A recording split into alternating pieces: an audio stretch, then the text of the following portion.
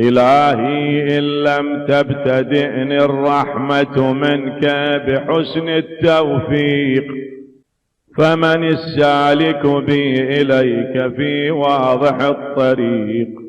وإن أسلمتني أناتك لقائد الأمل والمنى، فمن المقيل عثراتي من كبوات الهوى. وإن خذلني نصرك عند محاربة النفس والشيطان، فقد وكلني خذلانك إلى حيث النصب والحرمان.